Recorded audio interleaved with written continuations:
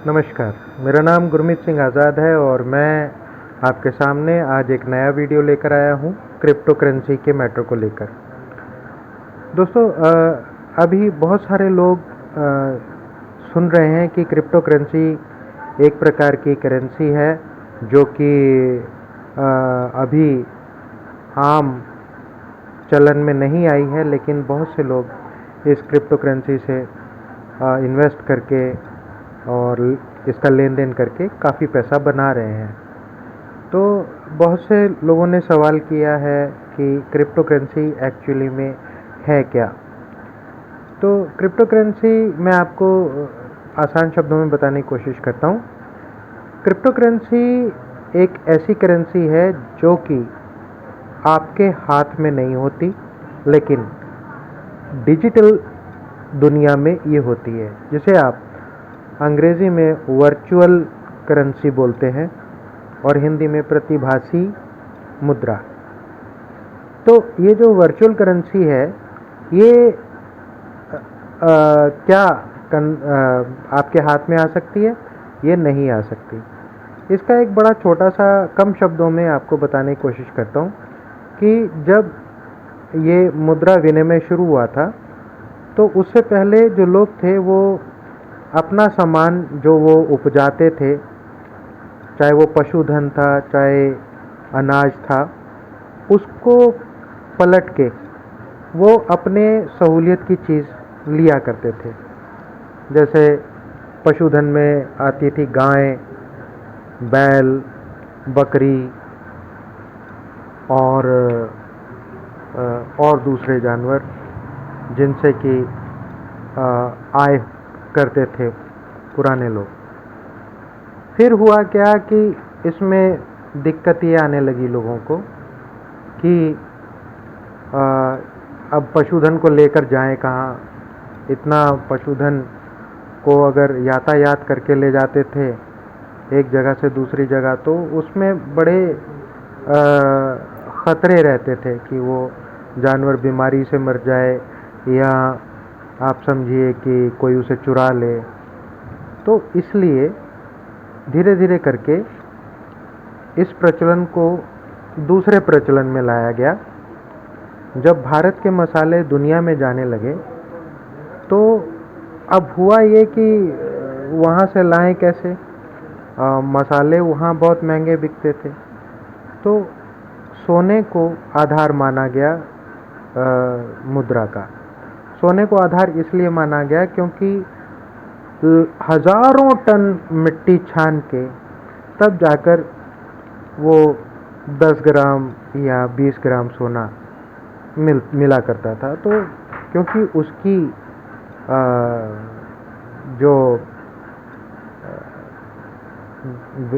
जो उपलब्धता थी वो बहुत कम थी,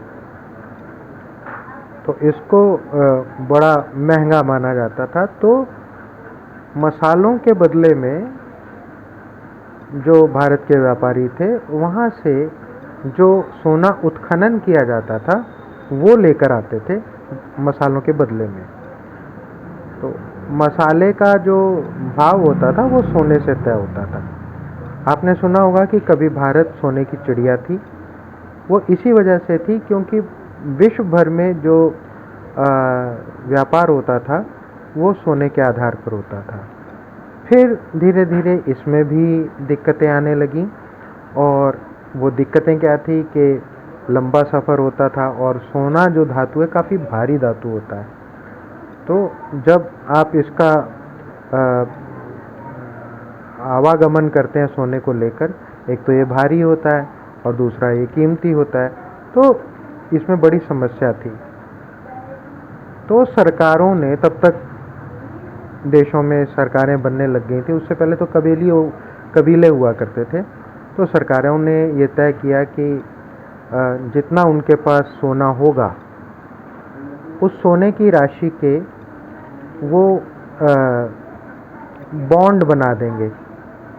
तो वो बॉन्ड क्या थे कि उस बॉन्ड में ये लिखा जाता था कि इतनी मात्रा का सोना मेरे पास है, और ये बॉन्ड दूसरे देश में जाके उसी के किसी जानकार को दिया जाता था, तो वो उतनी मात्रा का सोना तो उसको हैंड ओवर कर देता था।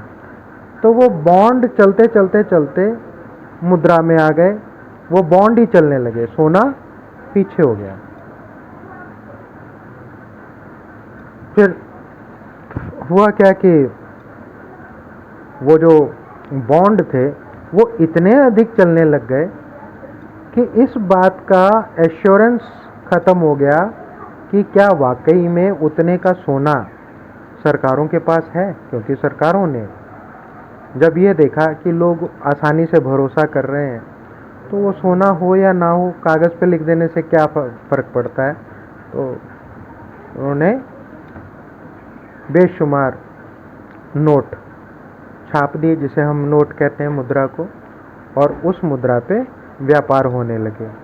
लेकिन उन अलग अलग देशों की मुद्रा का जो, जिसे बोलते हैं विनिमय, यानी कि उसकी जो वैल्यू है, वो किसी मुल्क की ज़्यादा होती है, किसी मुल्क की कम होती है।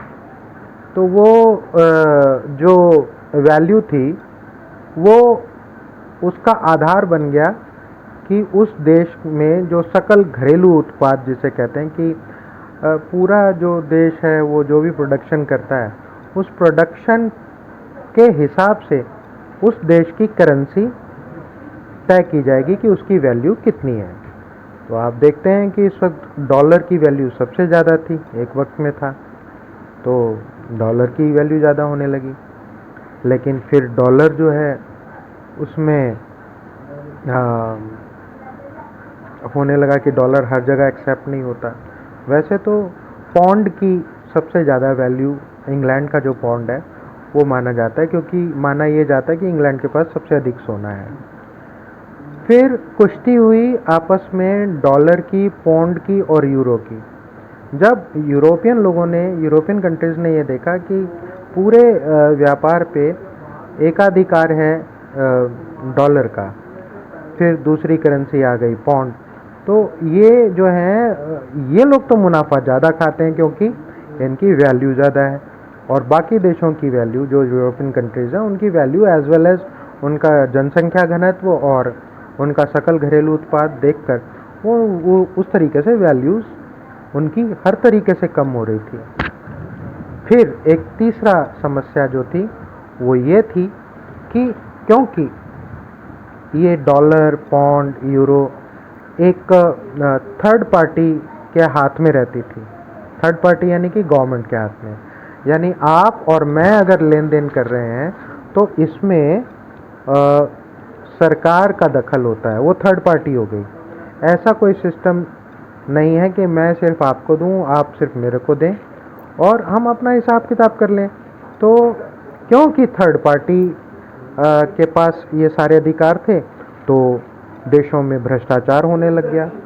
तो वहाँ की सरकारों में जितने मंत्री थे और जितने सेना के लोग थे और जितने व्यापारी लोग थे, पूंजीपति थे, उन लोगों ने भ्रष्टाचार करना शुरू कर दिया, जिसकी वजह से आम लोगों को बहुत तकलीफ़ होने लगी। वो लोग इतनी हालत ख़राब हो गई कई देशों में, दक्षिण अफ्रीका में आप देखिए, जिन्हें तीसरी दुनिया के देश कहते हैं, वहाँ पर स्थिति बहुत ख़राब हो गई। तो जब वो ऐसा हुआ तो ये विचार किया जाने लगा कि क्या ऐसा नहीं हो सकता कि इस तरीके की करेंसी लाई जाए जिसमें कि थर्ड पार्टी का इंटरफेरेंस ना हो, जो इतने बड़े बड़े घोटाले होते हैं, भ्रष्टाचार होता है, वो ना हो, और जो मुद्रा का जो विनिमय है वो सही तरीके से हो।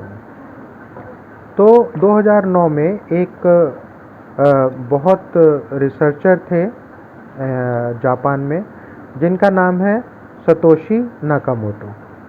तो सतोशी नाकामोटो ने 2009 में एक रिसर्च पेपर दाखिल किया। उन्होंने बहुत रिसर्च की थी। तो उन्होंने एक डिजिटल करेंसी का प्रस्ताव रखा। उन्होंने बनाया नहीं, प्रस्ताव रखा कि इस तरीके से हम एक डिजिटल करेंसी को बना सकते हैं, चलन में ला सकते हैं, जिससे कि दो लोग जो आपस में अगर मुद्रा का लेन देन करते हैं तो उसकी एक ऐसी लेजर बने जो कहीं भी देखी जा सके। लेजर का मतलब खाता।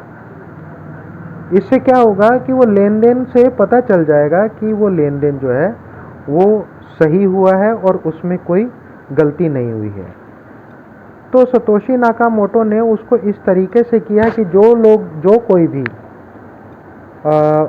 उसकी माइनिंग करेगा, ये मीन्स उसको बनाएगा, तो इस तरीके की इक्वेशन है कि उसमें उसको एक छोटी सी फीस मिलेगी। तो वो छोटी सी फीस उस बनाने वाले को, ईजाद करने वाले को मिलेगी। अब वो ईजाद कैसे करेगा? वो सिंपल सी एक थ्योरी है कि कंप्यूटर में आप एक इक्वेशन डालेंगे, उसको सॉल्व करेंगे, और ये जैसे ही वो सॉल्व होगी तो जो उसका जो शेष होगा, वो जिसने भी ये गणना की है, गणना तो कंप्यूटर करेगा, लेकिन जो करवा रहा है उसको वो शेष हासिल हो जाएगा, जिससे कि बिटकॉइन बोला गया था। जो पहला कॉइन था उसका नाम बिटकॉइन था। अभी भी वो बिटकॉइन मतलब बहुत चलन में है, इस वक्त बड़े नाम उसका चल रहा है। तो एक थ्योरी तो ये है कि वो बिटकॉइन आया मार्केट में, और वो थ्योरी सतोशी नाकामोटो ने बड़ी इजीली अमेरिका के उन रिसर्चर्स को फ्री ऑफ कॉस्ट दे दी, जो लोग मुद्रा के विनिमय के लिए रिसर्च कर रहे थे, नई नई चीज़ों को ईजाद करने की कोशिश कर रहे थे, उनको उन्होंने फ्री ऑफ कॉस्ट दे दिया। और वो जो रिसर्चर थे उन्होंने उस पर दिन रात काम किया, और उन्होंने और भी कॉइन बनाए। तो उन कॉइन्स को, क्योंकि बिटकॉइन था तो बिटकॉइन जैसे और भी कई कॉइन बन गए। लेकिन ये सारी तो कहानी हो गई क्रिप्टो करेंसी की। क्रिप्टो का मतलब होता है गुप्त, करेंसी का मतलब मुद्रा, यानी इस तरीके की एनक्रिप्ट की हुई मुद्रा जिसका लेजर कोई भी कहीं भी देख सकता है इंटरनेट पे। अच्छा, अब अगला सवाल आता है कि ये जो बिटकॉइन है इसका आधार क्या है ना? तो जिस प्रकार सोने का आधार मिट्टी है, सोना कहाँ से निकलता है? खदानों से। तो इसी प्रकार जो बिटकॉइन है उसका आधार है इलेक्ट्रिसिटी, यानी कि बिजली। ठीक, क्योंकि इसका आधार बिजली है तो इसकी जो ट्रांजैक्शन की रफ्तार है वो भी बिजली की तरह है। जो हम लेन देन करते थे परंपरागत तरीके से, मैंने आपको पैसा दिया, आपने पैसा लिया, तो एक कॉपी मेरे पास होती थी खाते की, जिसमें मैं फिर रात को बैठ के सारे जो लेन देन है वो चढ़ाता था, और उधर जिन जिन के साथ लेन देन किया होता था वो अपनी अपनी कॉपियों में चढ़ाते थे। और एक समय ऐसा था कि आज हमने लेन देन किया है और एक हफ्ते बाद वो, या एक महीने बाद हम लोग कहते थे हाँ भाई लेन देन चेक कर लो, कितना लिया कितना दिया, और पता कर लो कि क्या कमाया, क्या खोया, क्या पाया। तो वो एक महीने का डिले था। धीरे धीरे जनसंख्या भी बढ़ती गई, ज़रूरतें बढ़ती गई, नई नई चीज़ें मार्केट में आ गई, तो ज़रूरत ये थी कि जो लेन देन की जो लेन देन का जो ये खाता है, खाता भाई, वो ज़रा जल्दी हो जाए। तो क्या हो गया कि कई सॉफ्टवेयर आए, टैली जैसे सॉफ्टवेयर आए, कि इधर आपने क्या खरीदा वो डाल दिया, उधर आपने क्या बेचा वो डाल दिया, तो वो भी 15 दिन में या महीने में वो एक क्लिक पे सारा आने लगा। क्रिप्टो करेंसी का क्या काम है कि आपने इधर देन लेन किया और उधर खाते में एंट्री हो गई, और उधर आपको मतलब विद इन अ सेकेंड आपको सब पता चल गया कि आपने क्या खोया क्या पाया। अब इसकी क्या ज़रूरत है भाई? इसकी ज़रूरत इसलिए है क्योंकि वो काम तो बड़ी तेज़ी से हो जाते हैं, लेकिन जिस करेंसी, जिस मतलब कमाने के लिए तो काम किया गया है, वो काम बड़ा डिले होता है। तो इसका आधार जो बिटकॉइन का है, या जितने भी ऑल्ट कॉइन है यानी कि अल्टरनेटिव कॉइन्स हैं, उन सब का आधार वो है बिजली। अब ये बिजली हर जगह एक जैसी नहीं मिलती, हर जगह इनका जो कॉस्ट है, कॉस्ट ऑफ इलेक्ट्रिसिटी अलग अलग है। तो हुआ ये कि देखा ये गया कि सबसे ज़्यादा सस्ती बिजली कहाँ है, तो ये इस प्रोजेक्ट को ले गए चाइना में, चाइना के एक प्रांत में जहाँ पर बिजली बहुत सस्ती मिलती है, उसका उत्पादन काफ़ी सस्ता है। तो इन्होंने वहाँ प्रोजेक्ट डाल दिए और वहाँ से बिटकॉइन का उत्पादन शुरू हो गया। जब बिटकॉइन मार्केट में आ गया तो बिटकॉइन पे लोग ट्रेडिंग करने लगे और ट्रेडिंग करते करते आज हालत ये है कि बिटकॉइन जो है उसका हाईएस्ट रेट $63,000 यानी यहाँ के 52 या 56 या 57 लाख रुपए पहुँच गया था एक बिटकॉइन का। तो इसमें बड़े बड़े जो पूंजीपति हैं या बड़े बड़े उद्योगपति हैं, उन्होंने इसमें इसलिए निवेश किया क्योंकि वो जो पुराने वाला परंपरागत तरीके का जो उनका लेन देन था, यहाँ पे फटक से हो जा रहा था, तो उनका काफ़ी सिरदर्दी ख़त्म हो गई। दूसरी उसकी टैक्सेशन की प्रॉब्लम ख़त्म हो गई कि उसका टैक्स इतना हुआ नहीं हुआ, क्योंकि कई सरकारों ने इसे मान्यता नहीं दी। हालांकि आज भी कई सरकारों ने मान्यता नहीं दी।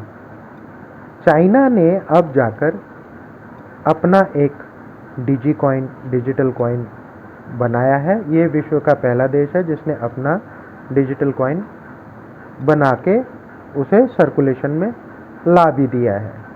हमारा भारत जो है वो भी इस पे विचार कर रहा है कि इसके कितने नुकसान हैं, कितने फ़ायदे हैं। तो वो सब चीज़ें अभी भारत देख रहा है, उसमें क्या होता है क्या नहीं होता है ना। तो अब ये सोचा जाए कि ये जो इसकी स्पीड है वो क्यों लाइट की स्पीड क्यों रखी है, मतलब तो एक लाइट की जैसे स्पीड होती है ना, तो इसकी जो काउंटिंग है, जो इसकी लेजर है, वो 1 सेकंड में कई ऐसे कॉइन हैं जो 1 सेकंड में हज़ारों ट्रांजैक्शंस को काउंट कर लेते हैं 1 सेकंड में। तो इस तरीके के बहुत सारे कॉइन, ये बना किस पे है? ये बना है ब्लॉकचेन पे। ब्लॉकचेन सिस्टम बोलते हैं इसको, जिसमें कि सारे लेजर आपको इंटरनेट पे मौजूद मिलते हैं, किसने क्या दिया क्या लिया, तो उसमें एक पारदर्शिता रहती है। तो इसमें हैक करना भी मुश्किल है, क्योंकि इतने सारे लेजर्स को कोई भी आदमी चुरा नहीं सकता, उसमें घात नहीं लगा सकता, हैक नहीं कर सकता।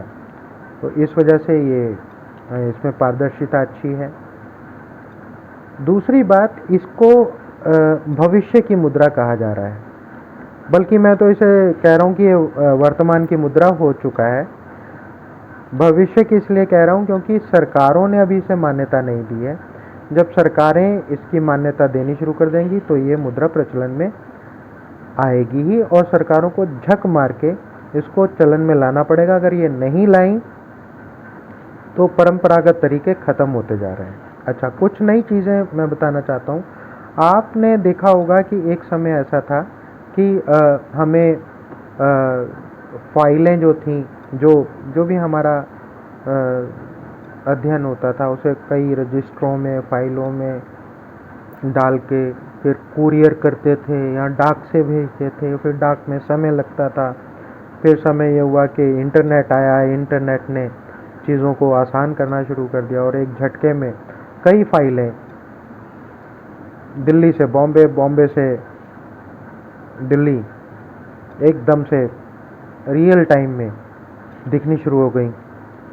तो ये जो रियल टाइम का जो चक्कर है, ये इसलिए डला हुआ है कि ये सारा काम तो हो गया, लेकिन मुद्रा अभी रियल टाइम में नहीं आई। तो ये बिटकॉइन थ्योरी जो ब्लॉकचेन पे की थ्योरी है, ब्लॉकचेन जो है वो एक ही समय पर कई जगह एक साथ उपलब्ध रहने की तकनीक है। और ब्लॉकचेन पे ना सिर्फ मुद्रा बल्कि और दूसरी जो चीज़ें हैं जो हमारे आम चलन में हैं, जैसे आप समझिए कि सरकार जो है ज़मीनों का रख रखाव कर रही है, उसके रिकॉर्ड बना रही है। यदि जिसको जैसे पहला होता है डिस्ट्रिक्ट होता है, डिस्ट्रिक्ट के बाद स्टेट होता है, स्टेट के बाद कंट्री होती है ना। तो अब डिस्ट्रिक्ट में कितनी ज़मीन खेती के लायक है, कितनी ज़मीन कारखानों के लायक है, कितनी ज़मीन रिहायशी है, तो ये एक लेखा जोखा रखा जाता है ना। जो डीएम के ऑफिसेज होते हैं, वो उनके ऑफिस देखो भरे होते हैं फाइलों से। अब किसी खास उसको निकालना हो, वो जगह का खसरा नंबर निकालना हो, या उसके सेल या परचेज की डीड निकालनी हो, तो बोले ठीक है कल आइएगा, परसों आइएगा, निकालेंगे फिर आपको देंगे। लेकिन ब्लॉकचेन वो सिस्टम है जो विद इन अ सेकेंड कई सारे जो हैं ट्रांजैक्शंस हैं ज़मीन की खरीद फरोख्त पे एकदम से सामने रख सकता है। तो ब्लॉकचेन वो एक फार्मूला है। तो इसी प्रकार से अगर कोई स्कूल्स हैं तो उनके जो मान लीजिए कि फ्रेंचाइजी स्कूल है, ब्लॉकचेन पे लेकर आइए, तो विद इन अ सेकेंड वो पता चल जाएगा कि कौन से स्कूल का क्या डेटा है, वो कौन सा स्कूल तरक्की कर रहा है, कौन सा डम चल रहा है। तो ये ब्लॉकचेन सिस्टम है, और ये जितनी करेंसी है वो ब्लॉकचेन पे आधारित है। और एक दिन ऐसा आएगा जिसमें कि जिस प्रकार हम इधर से फाइल ट्रांसमिट करते हैं मुंबई के मेल आईडी पे, और इधर से हमने भेजा और उधर तुरंत उसको मिल गया, ऐसे ही ये करेंसी जो जिसे हम डिजिटल करेंसी बोलते हैं, क्रिप्टो करेंसी बोलते हैं, इसके साथ भी वही है कि इधर हमने ट्रांजैक्शन की और उधर वो फ्लक्चुएट हो गई, और धीरे धीरे करके ये पूरे प्लैनेट जो हमारा अर्थ है, पूरे प्लैनेट पे ये सिस्टम चालू हो जाएगा। हो सकता है इसमें टाइम लग जाए, साल 2 साल 4 साल, लेकिन ये होगा ज़रूर 110%। उसके बाद की जो चीज़ें हैं हम लोग जाएंगे चीज़ों को ट्रांसमिट करने के लिए। जैसे कि मुझे पेरिस से एक आइसक्रीम लेनी है, तो मैं क्या करूँगा कि डिजिटल पेमेंट करके मैं ऑर्डर करूँगा, और वहाँ से वो आइसक्रीम जिस तरीके से इंटरनेट से फाइल भेजी जाती है उसी प्रकार से वहाँ से वो आइसक्रीम का कप ट्रांसमिट किया जाएगा, और मैं जहाँ बैठा हूँ वो वहाँ पर मेरे को ट्रांसमिट होके मिल जाएगा। अपलोड डाउनलोड, आइसक्रीम वहाँ से अपलोड की जाएगी और मैं यहाँ डाउनलोड करूँगा और मेरे सामने कप हाजिर होगा। ऐसा क्यों कर रहे हैं? ऐसा इसलिए कर रहे हैं क्योंकि धरती पर आबादी दिनों दिन बढ़ती जा रही है, और जितनी लीडिंग कंट्रीज़ हैं जो उनके प्लानिंग्स जो चल रही हैं अदर प्लैनेट्स को रहने लायक बनाने के लिए, तो इंसान को आने वाले 15 से 20 साल के अंदर ये लोग ट्रांसमिट करना शुरू कर देंगे। जैसे पहले चीज़ों को ट्रांसमिट किया जाएगा, उसके बाद धीरे धीरे इंसानों पे बात आ जाएगी, फिर इंसानों को ट्रांसमिट किया जाएगा, क्योंकि रॉकेट का खर्चा बहुत ज़्यादा होता है। तो ये चाह रहे हैं कि वर्चुअली, यानी फिर हम वैसे हो जाएंगे कि हम चाहें तो वास्तविक ज़िंदगी में आ जाएं, और चाहें तो हम वर्चुअल रियलिटी में चले जाएं। वर्चुअल रियलिटी इसीलिए बोलते हैं। तो दोस्तों वीडियो तो लंबा होता जा रहा है, लेकिन मैंने आसान शब्दों में आपको क्रिप्टो करेंसी के बारे में समझाने की कोशिश की है। अगर आपको इसके बारे में और जानना है तो आप एक तो मेरे इस चैनल को सब्सक्राइब कीजिए सबसे पहले, और मेरे इस वीडियो को लाइक कीजिए, और नीचे कमेंट बॉक्स में आपने जो भी पूछना है, आपकी जो भी क्वेरी है या कोई सुझाव है, आप कमेंट बॉक्स में लिखिए ज़रूर। इससे मुझे हौसला मिलेगा, मैं और ज़्यादा स्टडी करूँगा, और आपके सामने दुनिया की जितनी भी ऐसी चीज़ें हैं जो नई नई आ रही हैं, चाहे वो सोशल हो, पॉलिटिकल हो, कल्चरल हो, मैं सभी मुद्दों पर आप लोगों के सामने वीडियो लेकर आता रहूँगा, समझाता रहूँगा, और आप लोगों के सामने ये इस तरीके की चीज़ें रखूँगा जिससे कि आपका जो ज्ञान है वो बढ़े, ताकि आपको आपकी फोरसाइट क्लियर हो और आपका जीवन जो है वो बेहतर हो। ये मेरी मंशा है। तो दोस्तों मेरे इस चैनल को सब्सक्राइब करना मत भूलना, अभी सब्सक्राइब कर लीजिए, और मेरे इस वीडियो को लाइक कर लीजिए। और आपको ये वीडियो कैसा लगा, ये वीडियो आपको कैसा लगा इसके बारे में कमेंट में ज़रूर लिखिए। नमस्ते।